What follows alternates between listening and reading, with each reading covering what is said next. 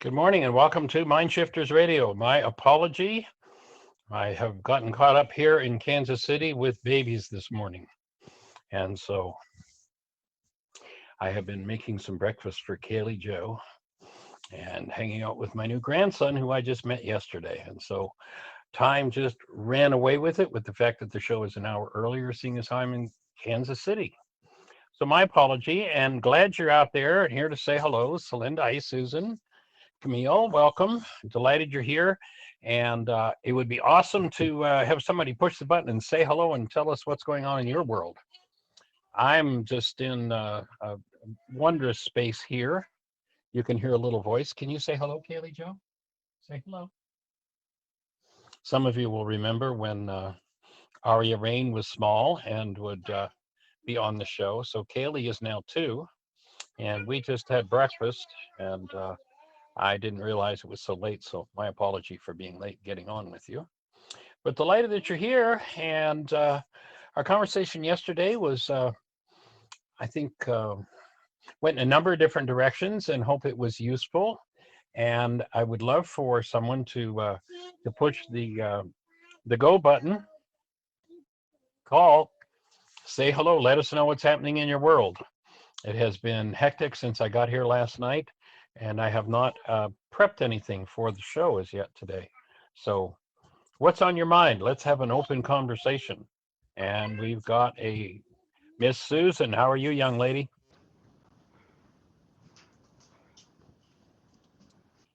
Hello, Hello, Susan. Michael. Well, Hey, young lady. How are you? I'm okay. I had tried coming on and hung up and went about my business. And then I thought, well, maybe I'll try again. I did that 3 or 4 times. And this time I was settling in to do something, and suddenly you're there. Woo. Well, I'm glad you're here. How are you? I'm okay, I guess. Yeah. Um, and congratulations, Grandpa. Yes, Isn't that it's delightful to be here. I got in here about I don't know, 8 o'clock or so last night, and got to meet my new grandson right there at the airport. And so uh, it's very sweet. And Kaylee Joe and I have been reading books all morning. So oh, we've been that's having nice. fun. Yeah. Well, I can see why you haven't prepared a show. Yes, lots of reasons. So, So what's most exciting in your world at this moment? well, um, one physical thing, but I've had this uh, pain in the groin and restricted motion on one side, trouble fully teaching my class. Turns out it's a scar tissue from that hernia fix I got about a month and a half ago. And so I'm doing physical therapy. This is no big deal. I always say anything physical can't compare to the pain of an emotional, like depression or anxiety, trauma. For Physical sure. stuff is just physical stuff. It's just it's just a nuisance. I don't like being restricted. I'm accustomed to being able to move around. But that's Right. and the other thing is my daughter-in-law has just been accepted for a professorship, and she's a um, she's a doctor, a children's rheumatoid arthritis, juvenile rheumatoid arthritis doctor. There's another name for it, but it's not coming into my head. She's just been hired in Charlottesville, Virginia. Oh, wow. So Jonathan's going to come home in about a month from his adventure on his sailboat, and they're going to pack up and move. So, And where are they moving to? Charlottesville, Virginia. Oh, wow. So um, he's happy to follow her because he's not employed. He's got some plans, but he has no stationary job anywhere right now. So Right. they're going to do that. So suddenly it looks as if Tim and Sue Bingham will be moving somewhere other than where we are. There's no rush because we have our Iraqis, and we so far are in good health and don't need to be near kids who will watch out for us. Um, So, but anyway, it's just an adventure coming up, a big change. Awesome. Awesome. One of the things you might add, when an adhesion like that happens, it's basically proteins that are creating that adhesion, and some Really? proteolytic enzymes might be helpful in breaking them up. Somehow or other, proteolytic enzymes, when you put them in your body on an empty stomach with no food, they have this intelligence and they know what isn't you or what isn't supposed to be there, and they go digest it. Hey, So when we cool. finish the show, I'll send you a link That to some would be enzymes I've been great. using. I would appreciate it. Yeah. Yeah, I've been doing some exercises, but she said it's going to be slow, and I've got to go very gently because there's a lot of pain there, a lot of restriction. It's amazing just from a hernia. Hmm. So, anyway, and Dr. Tim reminded me that there are emotional components, and it's been very fruitful using the tools dealing with it. Before I had knew what was going on, I started, and it's still very relevant. So definitely body and mind are connected. Yes, a singularity, Yeah, just like life. right. So other than that, I've been more, it's amazing how I can get more and more concerned about the state of the country and the world. Just watch what's happening and watching more and more people closer and closer to us. I mean, the kids who are living in our house are carrying their papers with them. They don't feel entirely safe. We've formed a group out of um, several churches around here. It's called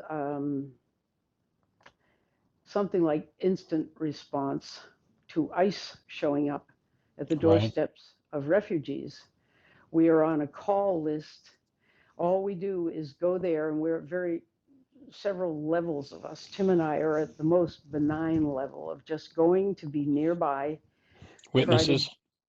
witnesses, take videos, do what the police tell us to do, de escalate, talk to the refugees if we're in that close, and remind them they don't have to open the door. They can ask for papers from ICE, ways of taking care of themselves. So we haven't been called, but we're just on the alert. And a good friend of mine who's young daughter and new mother working as a federal employee has just been fired, and she's having to sell her just bought house and come back home and look for other work. Oh, So bless her it's heart. having impacts on people all over the place already. And our Michael Bennett, our housemate, is terrified. He's been writing us hateful letters. I've blocked him from getting emails because they were so hateful. Now he's mailing us letters, and he's also posting and mailing ugly letters to my pastor at my church. And um, and my pastor has written back saying, cease and desist, do not contact us or the Binghams, or we will be calling the authorities. I mean, this is a man who is legitimately frightened for his future, but he was doing this to us before Trump got elected. And now it's just much worse. So Oh, we he's an better, American, isn't he? he is, he's, no, he's going to lose Social Security, food stamps, and Medicare. That's what he Mm. fears. I don't think he's lost any of these yet, but he's terrified, and he's also very angry with us because we didn't keep him with us. We didn't confer with him about where he would rather live. He filled out 5 applications for housing under our, we helped him with those 5 different places. And we said, the first one that comes up, we're going to send you there because they're all good places. Right. And he said, that's fine. So we did. You know this part. Yeah, I Jonathan remember that. Yeah, yeah. took him to Florida. And boy, he didn't like the room he was put in, the apartment, which looked beautiful, but it is high up. And I guess he's afraid of heights, and he's got some issues. So, anyway, Well, joining uh, you in sending love in his direction. oh, I And know it. All I can so, do is I can't answer him. I'm not answering him. There's no recourse, really. Well, And probably the simplest thing to do would just be put a return to sender on the envelope. yeah, I haven't done that. I've accepted both of them, but that's good. But the other thing is, we have gotten other things for him, bills and things, and I've sent them down to him and they're returned to us. He doesn't live here, they say, but I've called them and he does live there. So I don't know what's going on with the mail. It's very strange. Well, he's probably just avoiding those bills, what Maybe. it sounds like. Yeah. Yeah, maybe. Well, Anyway, holding yeah. in a blessing with you. I know it's been a tough road with him, and you guys have been so generous with him that it's just beyond amazing that he's turned it all on you. Well, a friend of mine on our Mind Shifter group this morning said, you mentioned once, I'm quoting her, to me, you mentioned that he's on the spectrum. He says he's on the spectrum, and he probably is. And maybe there's a component there that I'm not getting. Not that I'm going to do anything now, but um, autistic people see the world in different ways and have different ways of handling things. Not that Sure. they're necessarily nasty. His nastiness is not because he's autistic, but it's a component. So I'm going to call down to the building people that we arranged with and just make sure he still really is there and is he causing them trouble, and try to get some information and report to them that he's been harassing us. So anyway, Michael, you said I should push the call button, and so you got a Well, whole thank you. beautiful. Thank you. And I certainly hold the space for some healing in that regard, and 2000% affirm just how absolutely awesome you guys were with him. I mean, you gave him such a reprieve in his life from a horrendous load of stress. And, obviously there's a part of his mind that's going to continue with that stress. hmm And Well, asked ourselves, Tim and I, about did we just enable him? Were we just did we hurt him because we didn't challenge him enough? And I don't know the answer to that. So, I mean, we're not beating ourselves up about it, but it's just puzzling because I it hear you. ended up not helping except to buy him some time.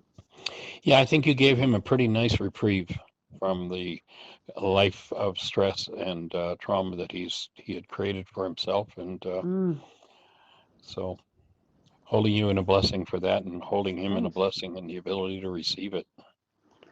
Well, yeah, that would be good if you could. Yeah. All right, And dear heart. Well, we hold you in the space thank you, Michael. I hope and you get appreciate other you. calls so you don't have to work hard. All right. You have a blessed one. Okay. Lots of love. Thanks. You too. Take care. Bye bye. Yep. All right. So if you're out there and have a thought for us, now would be the time to push the call button. Other than that, looking at this whole idea of, I was speaking with someone this morning about the quantity of stress in their lives and how many arenas of stress they have going on. And it's interesting that people think of, and they talk about in the culture of situations being stressful. And the truth is, there's no such thing as a stressful situation, because stress isn't caused by situations. And I reminded this person as we were talking this morning about our workshop, getting the stress you need. And stress is an absolutely urgent part of life. Without stress, if you didn't have the stress of hunger, you wouldn't put a spoon to your mouth, you wouldn't eat. And stress comes from, and this is a piece of information I don't think you'll find anywhere else in the culture, at least I've never found it in decades of looking at how to alleviate people of stress. And the piece of information that just is not findable in the culture is that stress is created by goals. And the genius of this man, Yeshua, teaching people to cancel goals to alleviate their stress is just, I consider to be absolutely monumental. And when one is in a state of excessive stress and they say, well, I'm stressed because of this, and I'm stressed because of that, and I'm stressed because of that, and I'm stressed because of that, you might notice that the person sitting beside you, let's take one of those situations and you say, I'm stressed by, and you point to what's happening down the street. And there's the person right beside you who's in the same environment, looking at the same situations. And they look at that thing down the street and they just shrug their shoulders. Because they have no goals regarding that particular situation, their mind does not create stress.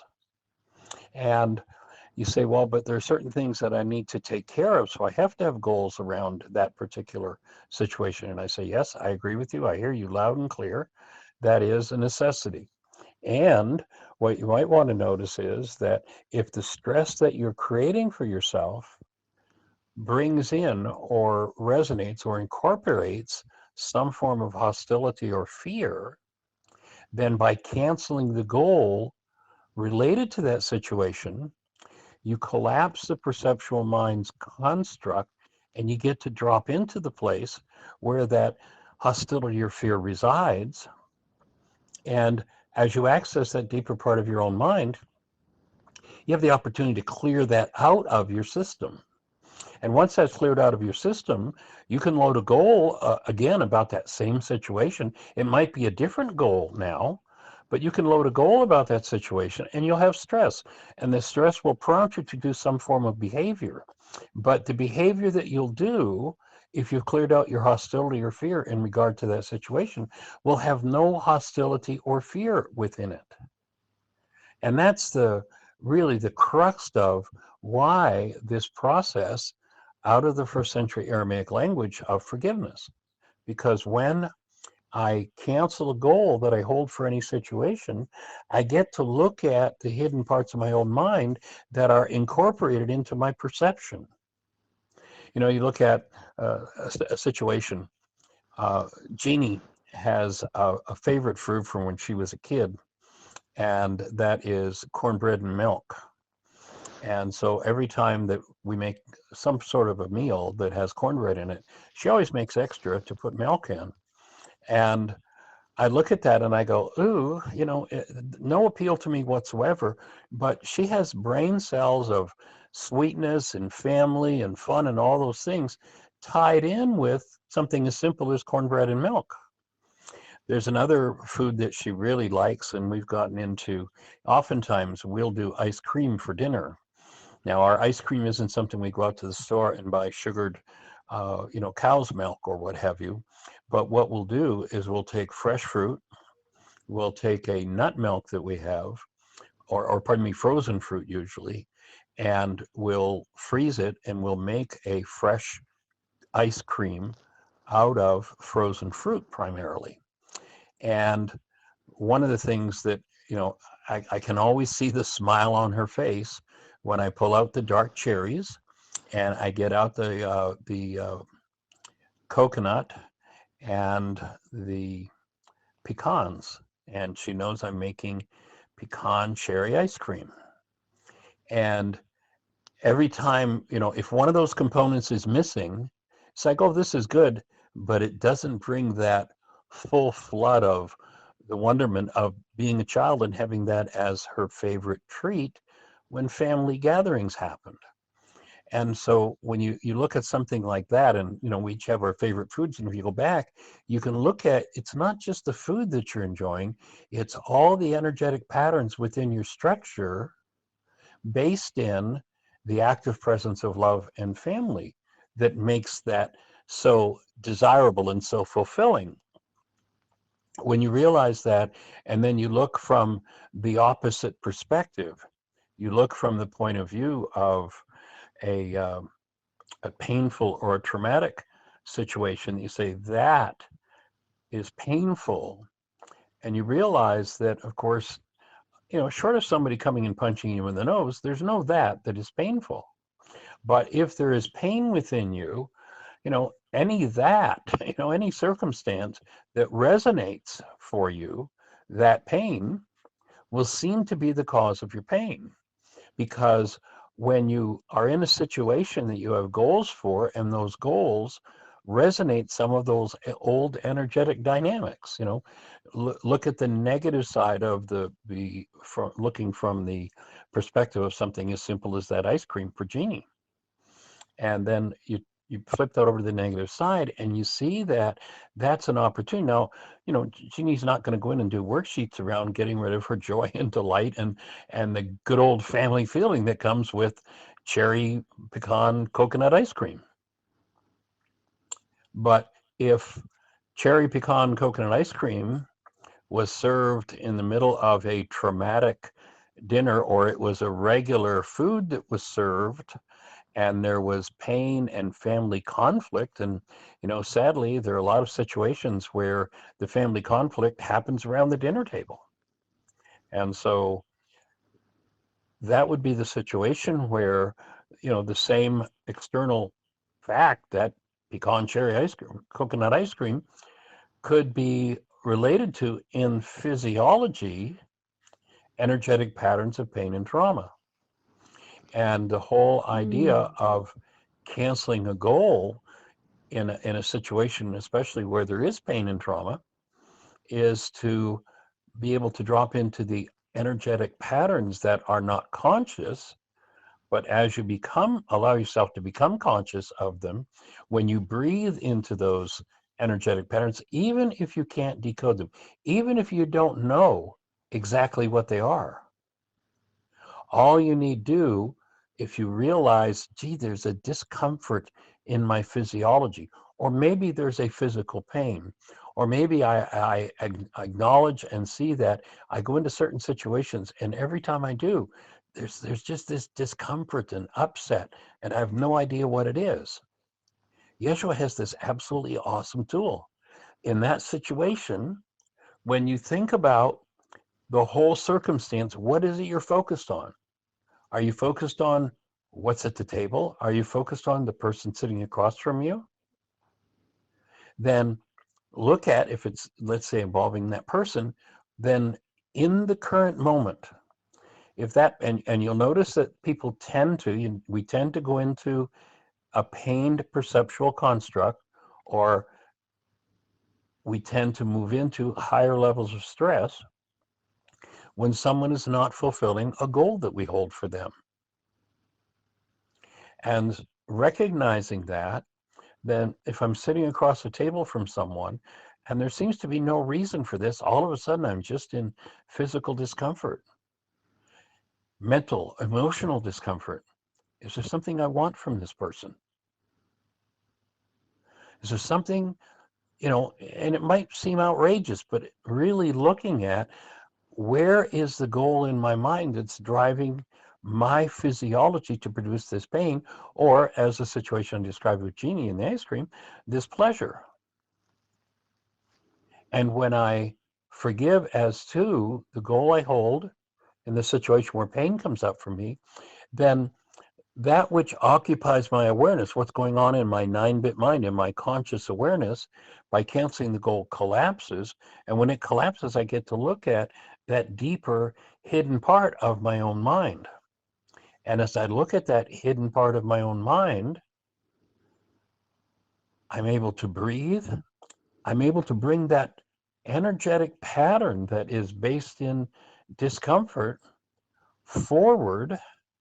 And I may, ultimately what the skill we're inviting people to develop is literally the ability to go into the energetic patterns within their own cellular structures and be able to decode those energetic patterns to go, oh, comes from a situation where, when I was 10, this happened.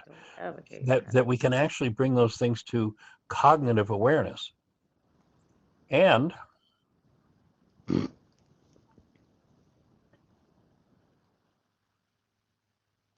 as I go to cognitive awareness, and I'm just noticing that we're getting some.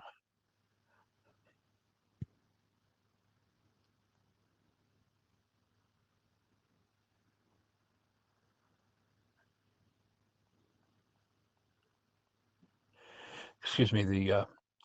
I guess the microphone was still open from my conversation with Susan, so my apology. So in any event, to develop the cognitive awareness of what's going on at the subtler level energetically, and that's where people, when they really start to tap in, or you've probably had the experience of touching into something. All of a sudden, it's like, gee, I never knew I was carrying that around. And as you do the forgiveness process, it tends to empower you. It's kind of like going into the gym, you're building muscles. Well, in this case, you're building muscles of awareness of and developing the ability to decode the energetic patterns that have been shut down and hidden from you. You've hidden from yourself in the past. Although when you allow the breath to move, it's not required to cognitively be aware, to cognitively process something. However, as you proceed in your work, it will tend to develop more and more into cognitive awareness. I hope that makes some sense.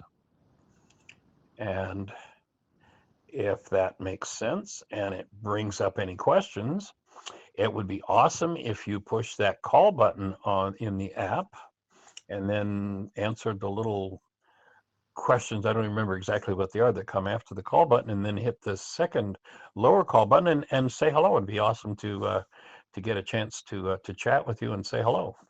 So if this is if you're in need of any support, if something is going on in your world that you're open to sharing, that you have some questions about in terms of the process of doing the work, we're here 1,000% to support you in that.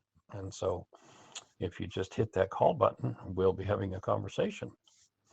Otherwise, you'll notice that unless there is a goal in your mind for your object of attention, whether your object of attention is in your presence or on the other side of the world, really doesn't matter. The internal process, the things that we feel, are the things that are going on inside of us. And oftentimes, the external circumstances that show up that we say or we think in terms of that situation upsets me, disturbs me, pains me, that's always projection. Yes, that situation may be exactly what I energetically have called forward by this hidden dynamic inside of my own mind, something that I've dissociated from in my own mind. And when I become aware of that and allow it to surface directly within me, then I get to clear it out. And the fastest, most consistent, persistent way I know to clear out any form of active hostility or fear, sadness, grief, rage, pain, drama, or trauma is to look at the goal that's driving the mind to use that particular data from inside of me, cancel the goal, and when I cancel the goal, the perceptual construct that my mind has developed from whatever those unconscious dynamics are collapses in on itself. And that's when I get to access the hidden or the unconscious part of my own mind. And as I process through those situations, literally, I'm removing or freeing myself of that energetic pattern in physiology, undoing the energetic dynamic of every hostility or fear held by the generations is the ultimate objective of this work. And it is the master solvent, the active presence of love, delivered on the breath as we allow breath to move through to every cell in the structure. That active presence and movement of the breath through the cell takes any kind of solidified trauma, loosens it up, and moves it out of the structure. You know, if you imagine I have a glass of water, I put it in the freezer. What happens? I have a liquid. If I extract heat from the liquid, I end up with a solid. If I add heat back to that liquid, to that solid, to that ice, it's going to turn back into a liquid, and then it's going to become a gas. It's going to be free floating and be gone because it'll just totally and completely evaporate. Well, trauma evaporates in the presence of breath. And the same way that if you extract heat from water, sooner or later that water is going to turn into ice. If you extract breath from a traumatic energy flowing through your life, that trauma energy will literally solidify within the tissue. And that's why really engaging in that still point process, really adding the breath, adding the breath, adding the breath, and adding the breath is what, in the same way, if you keep adding heat to water, it sooner, or pardon me, to ice, sooner or later it evaporates.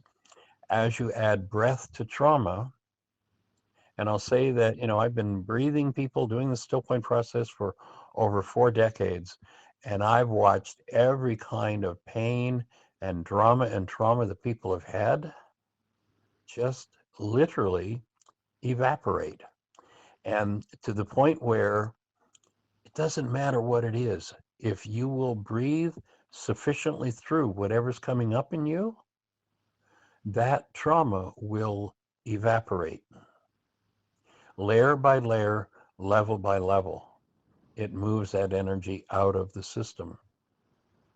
And the magic of the still point is that when we're just normally breathing and we're processing things cognitively, we have these pictures and these constructs in our minds, it can take a lot of nitpicking to try to figure it out.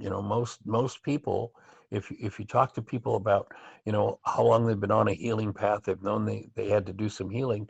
One of the most common phrases you'll hear from them, yes, I've been trying to figure this out for years. And my offering is that the number one pseudo solution of the non-being mind is if I could just figure this out.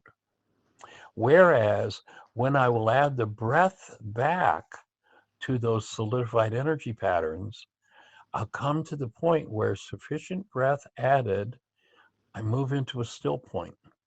And that's a point where the breath spontaneously stops. It's not being held, but it spontaneously stops. And now, whatever that energetic dynamic is, it's not necessary to process it cognitively. That in the still point, and I've come to see the still point as quite literally moving into a superconductor state, that whatever trauma energy is held within the structure, in that still point, literally, you can work through years of traumatic issues around a situation and in seconds dissolve them because physiology in the still point has moved into a superconductor state.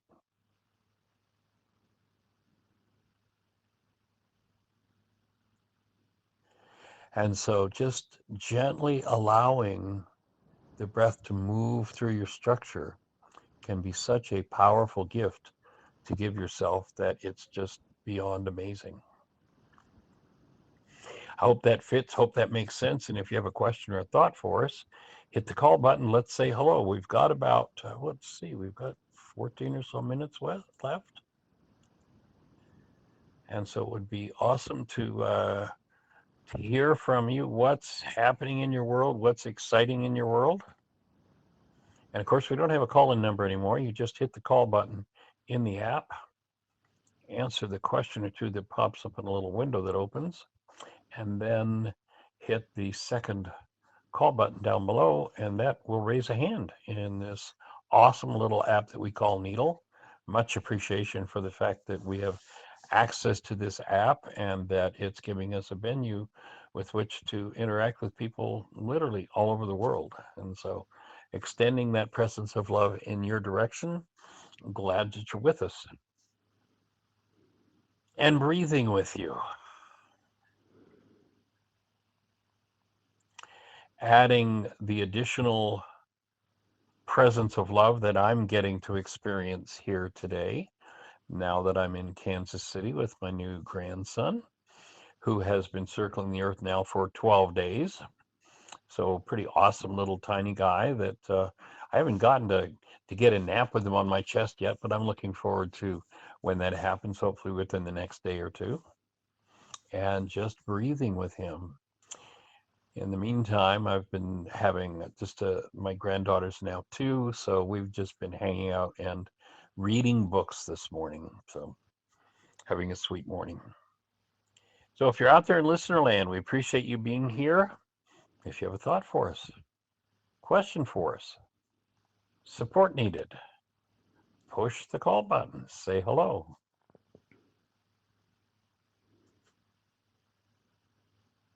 And breathing with you.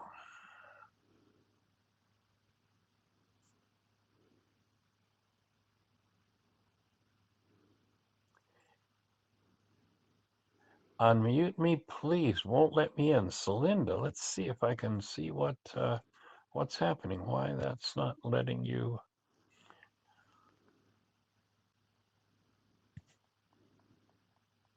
Okay, Celinda, try again. I may have mispushed a button. Go ahead and try again, Celinda. I think I had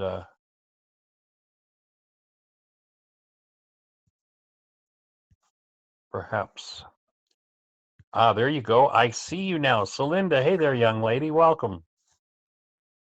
Yeah, I had the same problem Susan did. Took me 3 times to get in. What happens the first 2 times is the first two boxes show up, but the blue box does not show up. Would So not.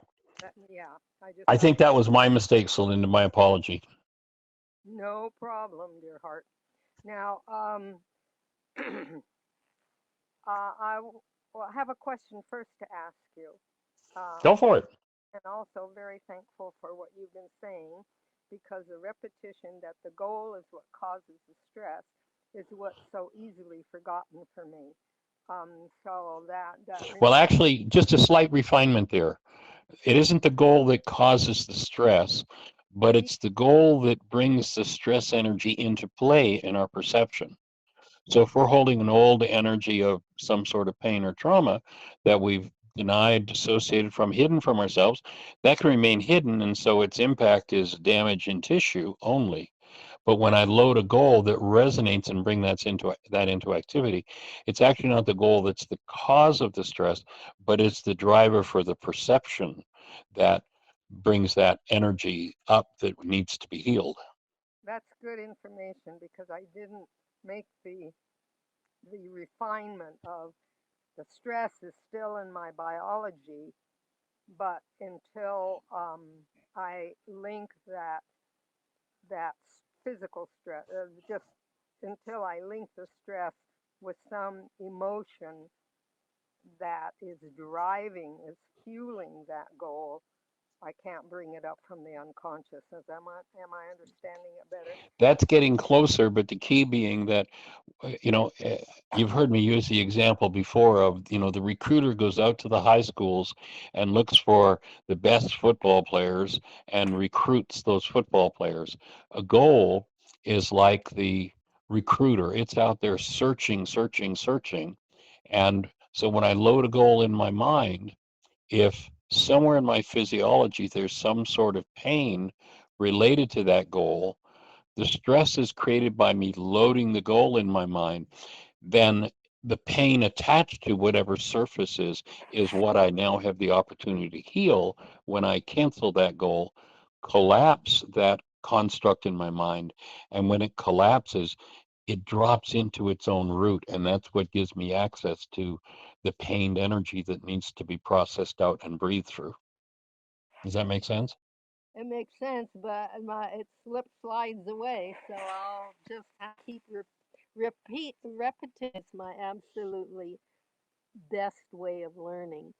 So I hear you. I'll try to go back. Same for all of us. Yeah, I try to go back to listening to your show if I can. The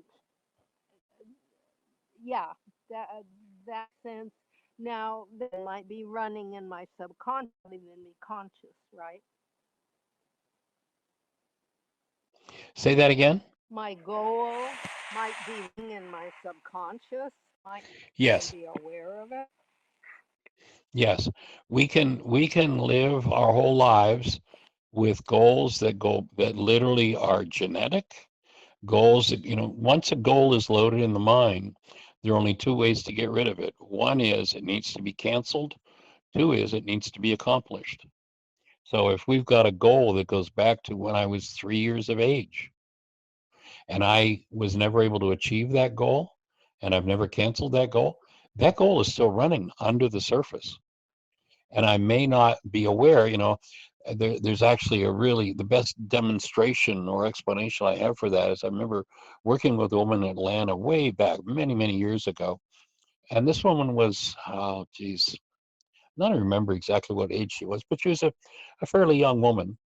And she had been promiscuous all her life. And she was like, she didn't like that about herself, but she just couldn't help it. She'd meet a man and bang, she'd be in bed with him. That was just like, and when we did some work, what she got in touch with was that when she was a young girl, she had an uncle that was she just cherished him, loved to be around him. It was the apple of her eye as a young child. And at an early age, maybe 6 or 7, something like that. It goes back 40 years ago in Atlanta. But at a very young age, at one point, this uncle pushed her away. She never knew why. There was never any explanation. There was never anything inappropriate as far as she knew, but he just pushed her away.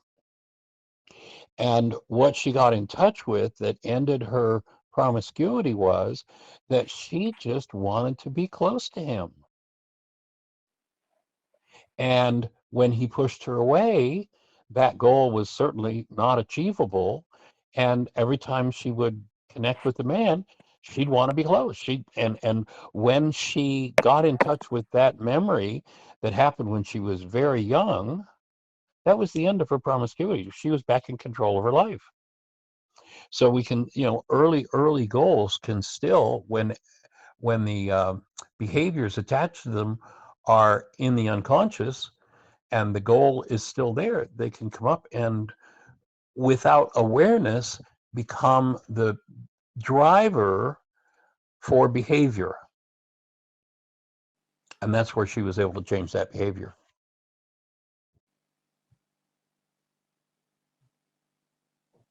Does that make sense? Yeah, and you bingoed on 3 years old. Say it Yeah, again. I bingoed with 3 years old Yeah. because I'm very consciously aware of it, and I have been working with it. Um, and the goal, there are several of them of in relation to it, and I've been working with it on all levels, and so I know where to go with that one. And I've realized that it's not about my mother; it's about me. Right. And at 3 years old, I made a decision that I was a horrible, nasty, filthy, guilty little kid. Oh my God. Yeah, and so that's where I'm working now. And I want to ask Hmm. you a practical question, because of course, like you've mentioned and Tim has mentioned so many times, Dr. Tim, that it's the bottom line in the Course of Miracles and the Way of Mastery and everything. The bottom line is the self hatred that fuels everything. We're not good enough, whatever the situation is, we don't deserve. Um, Early power person messages can be quite destructive for sure. I was sharing with Dr. Tim in on the radio show the other day. Um, our host very graciously allows us to use their washing machine. It's really funny. The washing machine is one of these big Samsung, totally computerized monsters. And of course, I'm small and I've got these old fractures in especially my floating ribs and other places, and I can hardly reach down into the bottom of the refrigerator. I mean, the washing machine to put my Right. laundry in or get it out. Uh, and this lid has a double lid on it, some sort of filter lid on the inside, and it snaps into the outer lid. Well, sometimes when you try to snap it into the outer lid, it either doesn't go or it bounces the whole lid back. And that's something happened. Either I didn't snap it or it bounced back and it bonked me on the head. And Ouch. the rage was so immediate, Michael. And it was my mommy coming Mm. in me. I said, damn it. And I slammed that lid back.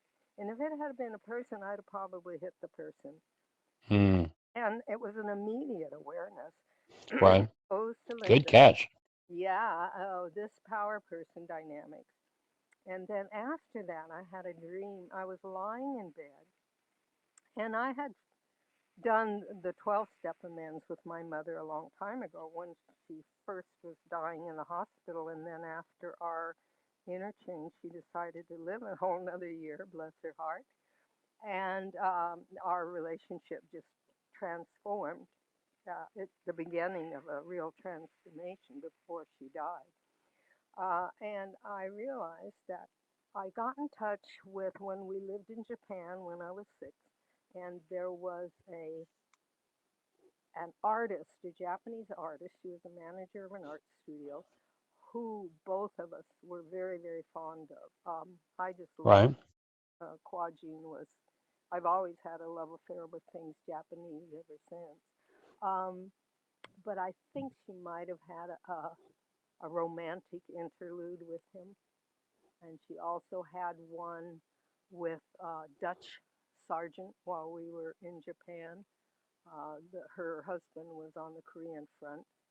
I think, uh, in light of your story about this young lady already, that wanting to be close to someone you love, Right. um, I didn't know that at the time, but I just started, tears started forming because I got inside of her and it was wonderful. Mm. It was wonderful. It was very healing. So I'm looking at all that power person dynamics from a whole different light from how it must have felt to her because I imagine Right. just as small of a child emotionally as I was when she had my brother and me. And my dad had gone off as a sailor to fight the war with the Japanese. And, she just was a teeny tiny girl inside doing the best she knew how, seeking desperately for love. Right. So it was very, very healing. But before we go off, because I know the show's about to quit, the proteolytic enzymes that you mentioned to Susan at the beginning of the show, Right. we're to have ice, our driver's licenses come up here. I just lost you there. I didn't hear that last sentence or two. And mobility,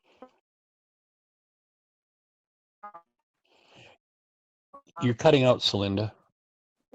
I'm concerned about passing my test. Can you hear me? I'll tell you what, Celinda, your voice kicked in and Hello? out, and we're at a Oh, completion point. So I'm going to bring the show to an end, but I'll call you right back, perfect. Celinda. Thank you. Okay? Bye bye. I will call you. My apology. Your voice just cut out there. So everybody, thank you for joining us, and we'll see